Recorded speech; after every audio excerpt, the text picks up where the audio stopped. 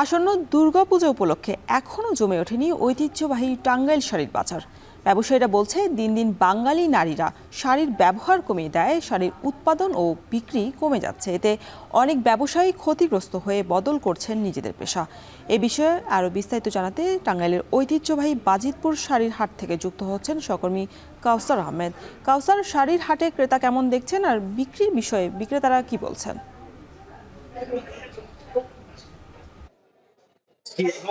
যেমনটি বলছিলেন, আমি ভোর থেকে এই হাটে এসেছি এবং লক্ষ্য করেছি এটি টাঙ্গাইলের ঐতিহ্যবাহী শতবর্ষী একটি হাট। এই হাটে এক যুগ আগেও 10 থেকে 12 হাজার ক্রেতা বিক্রেতার সমাগম ঘটলেও এখন প্রায় সব মিলে 2 থেকে 250 ক্রেতা বিক্রেতার সমাগম ঘটছে। আর ব্যবসায়ীরা বলছে যে টাঙ্গাইলের শাড়ির যে ঐতিহ্য বা এই হাটের যে একটা ঐতিহ্য, সেই হাটের ঐতিহ্য বা জৌলুস কিন্তু হারিয়ে যাচ্ছে দিন দিন। এর কারণ হিসেবে এই টাঙ্গাইলের যারা শাড়ি ব্যবসায়ী রয়েছেন তারা বলছেন যে এটি টাঙ্গাইল শুধু টাঙ্গাইল নয়, সারা দেশের মধ্যে একটি ঐতিহ্যবাহী একটি হাট ছিল, যে কারণে এখানে টাঙ্গাইল ছাড়াও রাজধানী ঢাকা সহ দেশের অন্তত 40 থেকে 50টি জেলার যারা শাড়ি ব্যবসায়ী রয়েছেন তারা এখান থেকে শাড়ি কিনে দেশের স্থানীয় বিভিন্ন জেলায় স্থানীয় হাট বাজারে বিক্রি করতে, কিন্তু কালের পরিক্রমে টাঙ্গাইল শাড়ির যে হাটটি তার জন্য সারাচ্ছে। আমি সকাল থেকে এই হাটটি ঘুরেছি, লক্ষ্য করেছি যে কয়েকদিন পরে তো দুর্গাপূজা, সেই দুর্গাপূজা উপলক্ষে যে পরিমাণ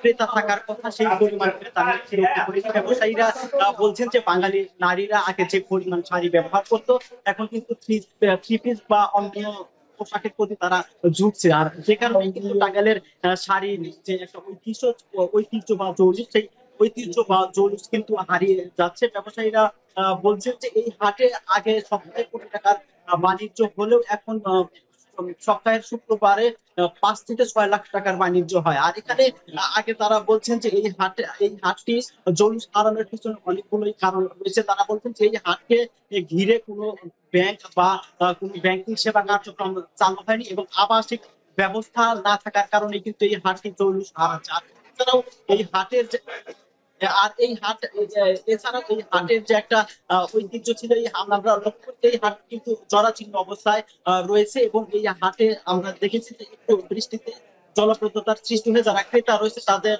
চরম ভোগান্তি পোহাতে হচ্ছে। তো এই ব্যবসায়ীদের দাবি যে টাঙ্গাইল শাড়ির সুদিন আবার ফিরবে এবং তখন এই টাঙ্গাইলের যে বাজিতপুর ঐতিহ্যবাহী হাট, এই হাটেরও সুদিন ফিরবে। তো এই ছিল টাঙ্গাইলের বাজিতপুর হাট থেকে টাঙ্গাইল শাড়ির বিক্রি সমস্যা।